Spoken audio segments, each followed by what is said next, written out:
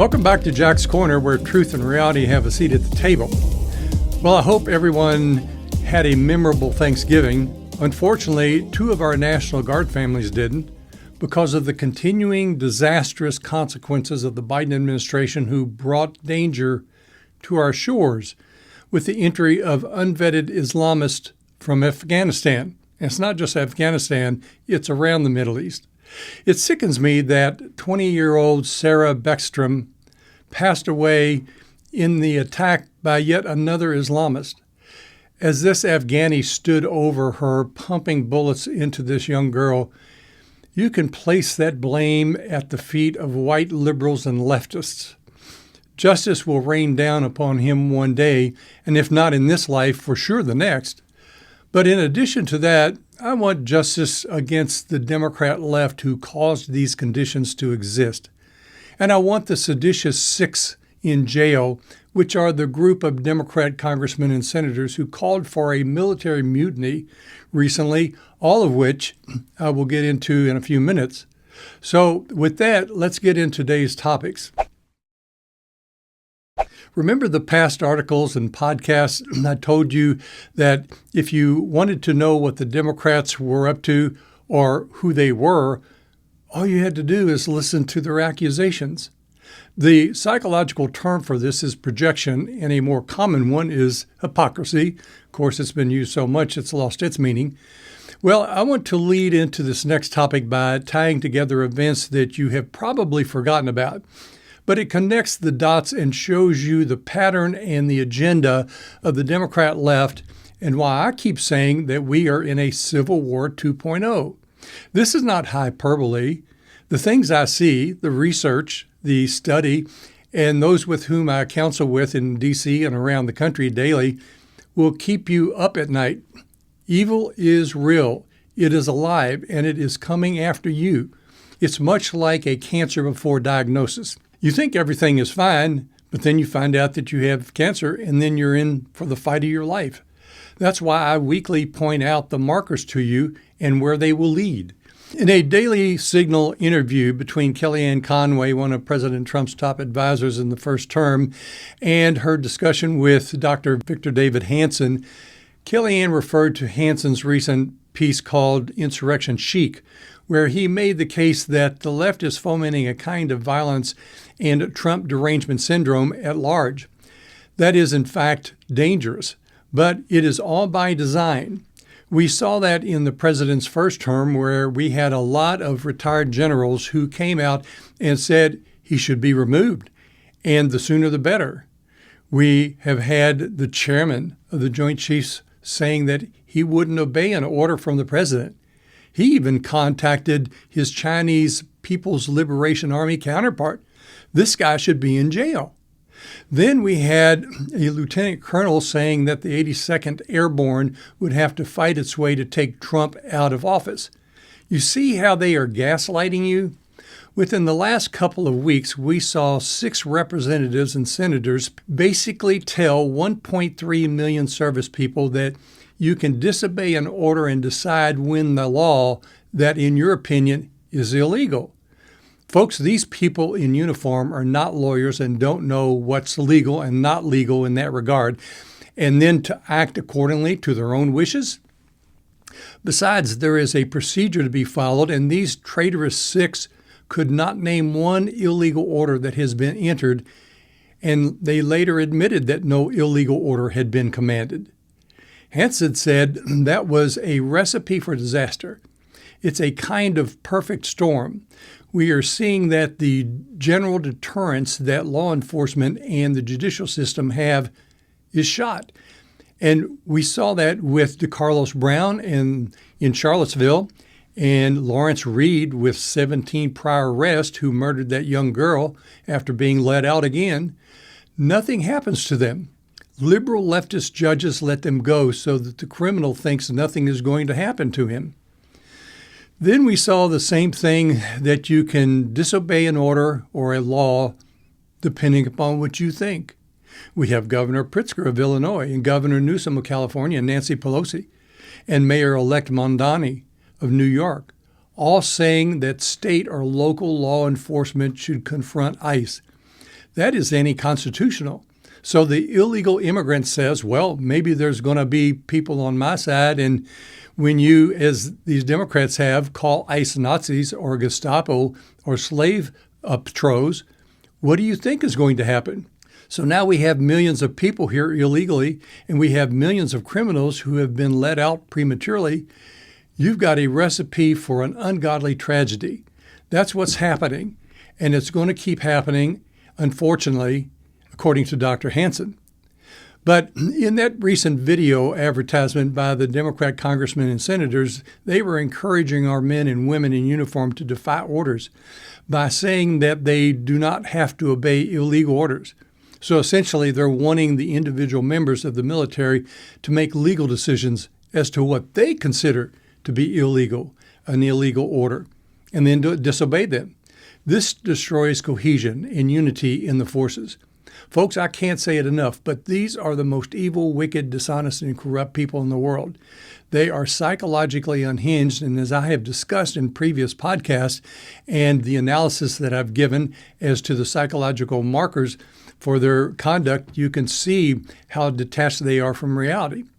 They are not only psychotic from the standpoint that, like I said, detached from reality, but they are malevolent and have a psychopathic disorder wherein they unknowingly default to spin and lies and manipulate people away from the truth. Yes, you've heard me correctly, and some of you may have seen the advertisements of these representatives who I believe should be brought up on charges for conspiring to create and commit sedition and insurrection. Now, that may not survive a challenge in the courts. After all, so many of the courts have liberal judges appointed by the Democrats, but the effect of such charges would focus the people's attention on the psychotic nature of these malevolent leaders whose constituency primarily are composed of simple-minded people who don't follow the news or pay attention, but are often given over to and act on hyperbole. They don't think for themselves, and they seize upon ideas without any critical thinking or investigation to determine whether what has been told them is true or not. The Democrats have long known this, and they are demonically manipulative, not for the good of the people, but for their own power. Just recently, in that special election in Tennessee, where that radical woman was running for Congress, she was quoted as hating Christians, and she didn't want children. Why? Because she said she wanted power instead. That's what a Democrat is all about.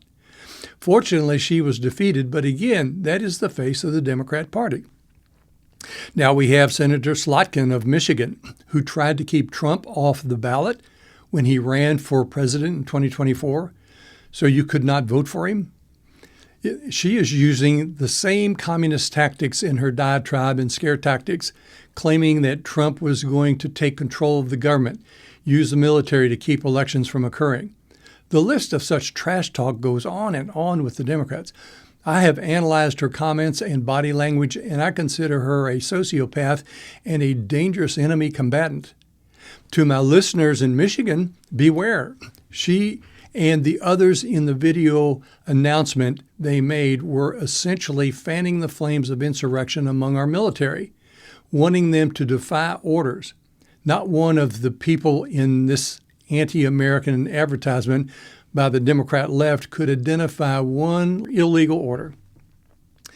So why did they do it? Well, they are pouring the foundation for chaos among our individual service people.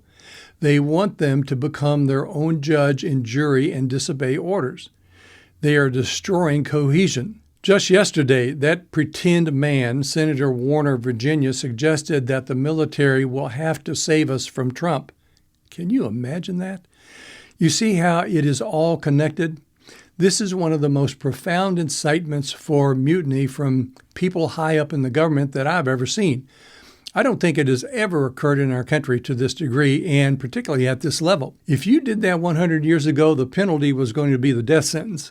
To prevent a Civil War 2.0, those Democrats who took part in laying the groundwork for disobedience amongst our military have to be held accountable and disciplined. It takes a long time, folks, to educate people, and don't forget, it is nearly impossible to talk someone out of something that they were talked into. So you must act quickly and decisively so simple minds don't become set in an erroneous belief. Now, Senator Slotkin and Senator Kelly of Arizona and others must be held to account, and I believe that starts with criminal referrals to the Department of Justice. You can do your part by calling their offices, even though you're not in their state or are a constituent. But some of what I say do reach those states, and any of you in those states, you need to take action. You can also call any friends or family that you might have who live in those areas and express your outrage. Also express your anger to your own senators and representatives so they clearly know what is acceptable and what needs to be challenged. You never hear the Democrat left being quiet on anything, but too many conservatives, Christians, Republicans, and just common sense Americans find it all too easy to justify doing and saying nothing. This bad habit on the right side of the political spectrum must end because it is killing the country and eventually it will kill you. The psychoanalysis of these power-hungry malcontents are that they are angry and mad at the American people for voting for Trump and Republicans, and they are out to seize power in any way they can, and if they can, they will punish you. So you need to be alarmed. Now it's time to clean house, folks. With the new year approaching and a critical election just 10 months away, everything you value is at stake. You need to make plans now and how you will engage the evil that is trying to tear this country apart. The first thing you need to do is some early spring cleaning, and I'm not talking about your house. I'm talking about your life and the things you turn a blind eye to, the things you tolerate but should not, the times you keep quiet when you should be speaking up and screaming, and the company you keep. Remember, bad company corrupts good character, and in a biblical sense, it's called being equally yoked. So shed yourself of those, even family and friends who support everything that is destroying this country, and by extension, your security, your liberty, and your happiness. Moreover, it is a threat to your children's future. Why break bread with the enemy? Cleanse your house of any associations who support the enemies of this country. Your continued association only encourages them and enables them to continue eating away at the fabric of this country. Make friends of those who are of like mind, like in the Christian community. Build up the body of believers. You need to be able to discuss the issues of the day and learn what others have learned and build up the base of information and knowledge of what evil is up to. You can only do that by spending time with those who share a common value. Stop watering the weeds. Now, this reminds me of a personal anecdote where years ago, a local missionary who was a missionary to Somalis in Louisville, Kentucky, reached out to me because I had a Christian charitable foundation, and I would occasionally give grants to certain missionaries. And so he reached out to me to see if I would give him a grant. And so I asked him some questions. I think he thought I was just going to write him out a check and leave it at that. But no, we met for lunch, and I wanted to sort of interrogate him a little bit. I said, well, what are you doing with these? He said, well, I'm with a lot of Somalis, and we've made really good friendships there. And I said, oh, really? I said, how long have you been doing this? He said, about 4 years. I said, 4 years? I said, well, have you shared the gospel with them? And he said, no, that's kind of a touchy issue.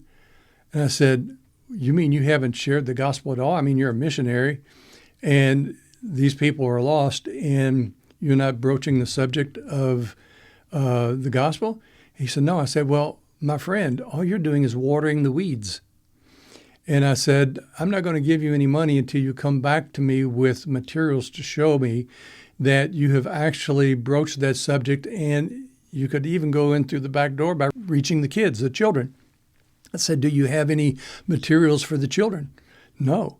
I said, well, I'll tell you what, I'm going to give you 6 months. And if you haven't done it, I'm not going to give you any money. But if you can come back to me in 6 months and show me that you've made some progress in that area and come up with the pamphlets at least to give the children, then I will fund you. But otherwise, I won't. So you can see you have to be a good steward of your money. You could just throw things away. But in this particular instance, he wasn't doing anything. And he was just trying to be good friends and be liked. Well, he needed to fire his PR department and get to work. So, I have always found it so profound how people are blind to evil. And in so much of our entertainment and novels we read, the battle is always between good and evil. Good appears simple, naive, and thinks nothing bad can happen, while evil is always shown as and portrayed as conniving, scheming, and malevolent. It doesn't matter whether it's Harry Potter or The Lord of the Rings or many other movies that we've seen or novels that we've read. The scenarios play out and you find yourself wanting the good guys to wake up as to the evil plots unfolding, but yet in today's world, it is no different. So many are blind to evil, including Christians. In fact, in today's world, evil doesn't even have to come up with a halfway believable lie. We just saw that with the Seditious Six that I just talked about. Folks, evil doesn't solve problems. They create problems, and it never has anything good to offer you. Yet, you find yourself defenseless against it. Might I suggest that the reason for this is the sin in your own life that is leading you to the calamity about to befall you. Sinful people will always deliver themselves into the hands of their enemies. History has proven that. Now, you might even consider what is going on today as a judgment. And in the political sense, and as I have been warning, the quiet civil war that is going on in this country, once it becomes hot, the price will be in the loss of lives. If you are so selfish and self-consumed and care for nothing else in this life other than your own temporary pleasures, then please at least care for the children in the next generation.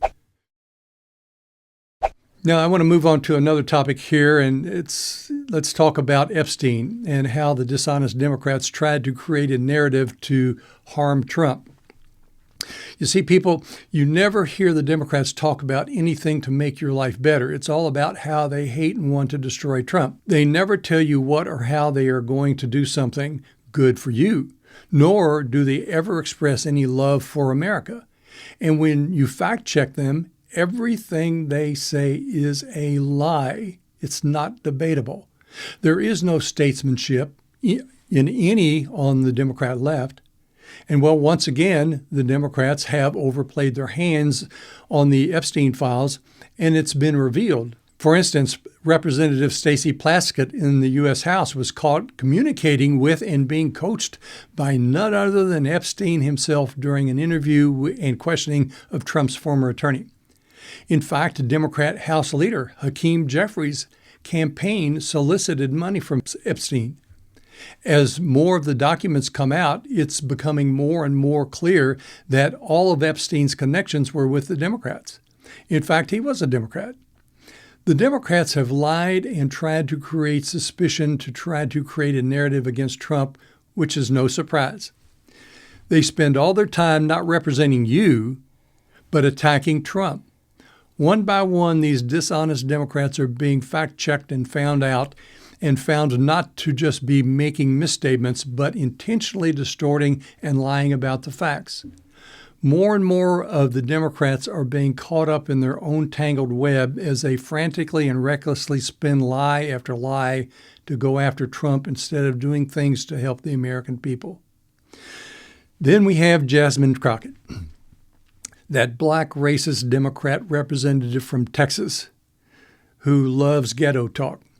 And she just accused Lee Zeldin, our EPA administrator, appointed by Trump, as having taken money from Epstein. This goes to show you how ravenous they are. The only problem in Crockett's demonic and craven lust for power and seizing any opportunity to demean anything Trump or Republican, she failed to check the facts that the money contributed to Zeldin was from a Dr. Epstein, not the Jeffrey Epstein.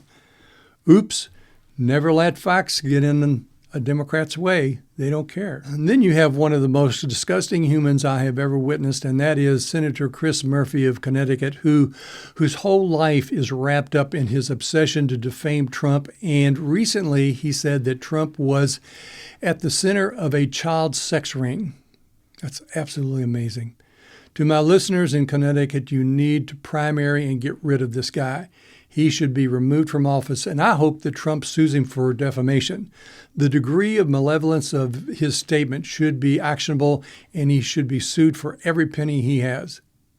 Here again, I'm revealing to you once more the depravity of the Democrat left and how they are a real danger to your life, liberty, and happiness.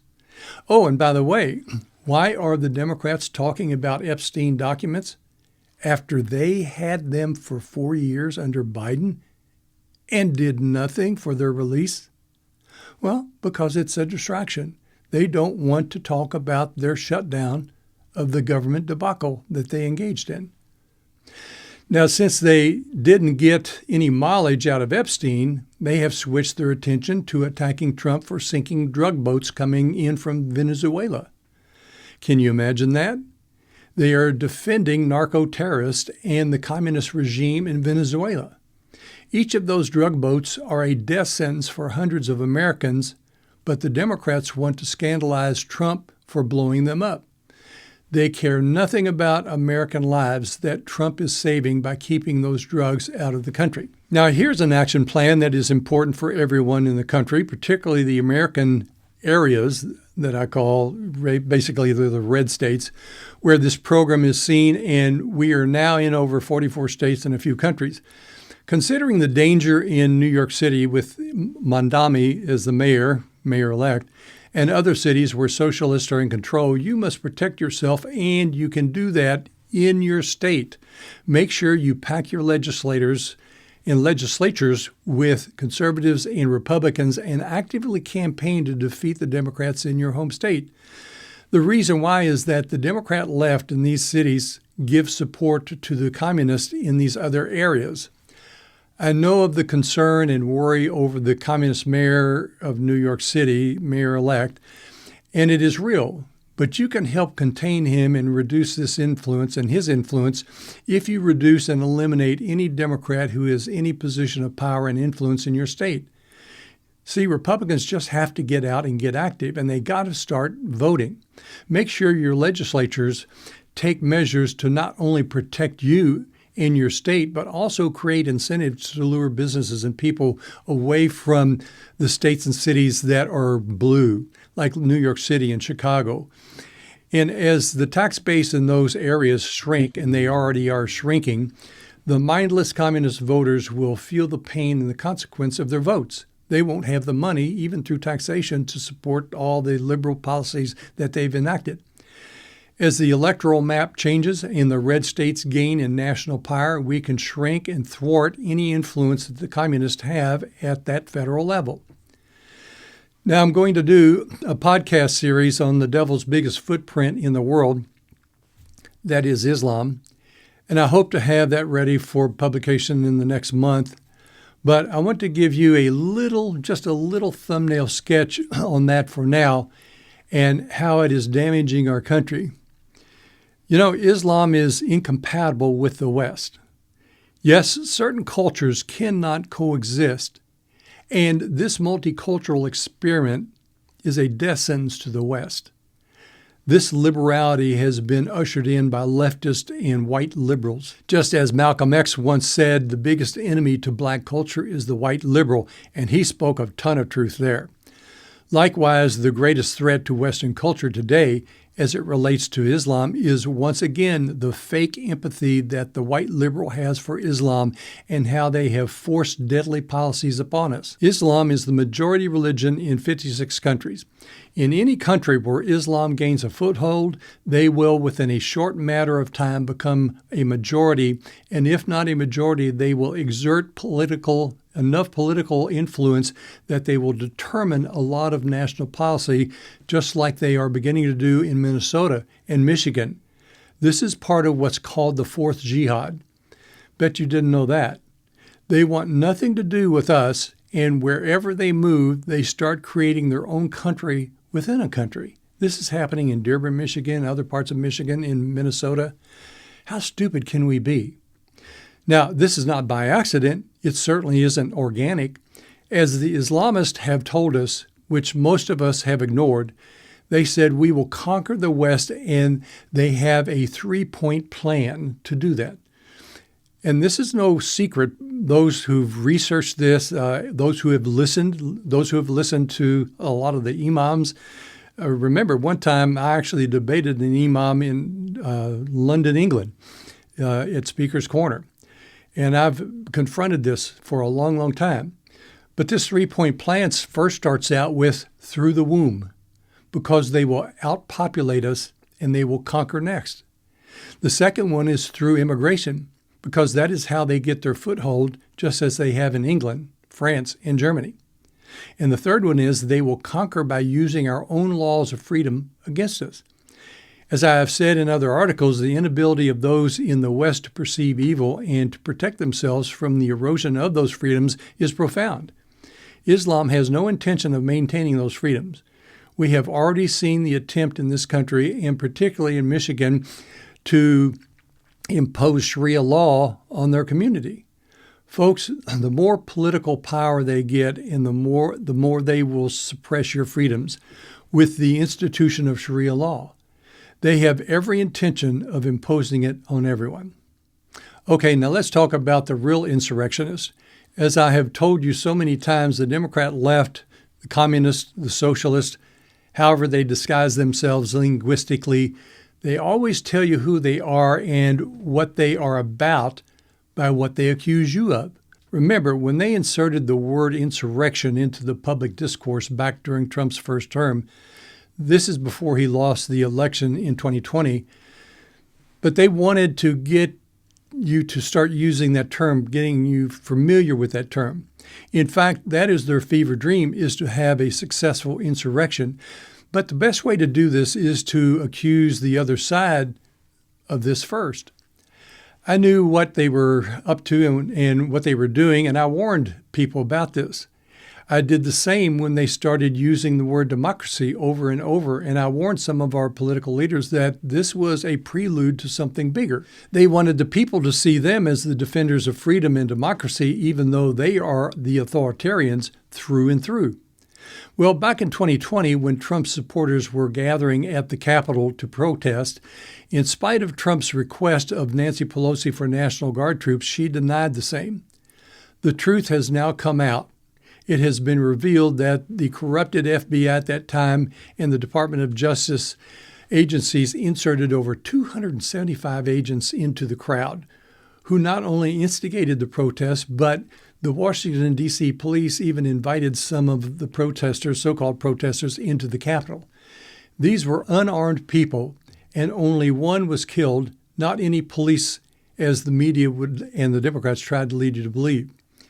Thereafter, the Democrats and the corrupted Department of Justice pursued Trump for inciting a riot and insurrection. It was all disproved. Now let's compare that to what the Democrat left is doing today in every city where ICE agents are rounding up criminal aliens for deportation.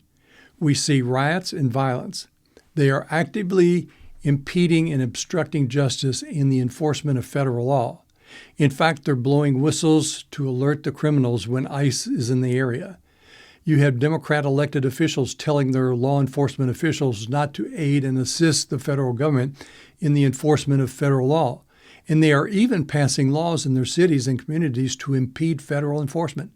Folks, that is an outright felony. And these people need to be indicted, tried, and jailed. Now you are seeing the true insurrectionists, but they convinced you otherwise because they conditioned you. Yes, this is just another wake-up call. This is consistent with the Democrat lawless nature.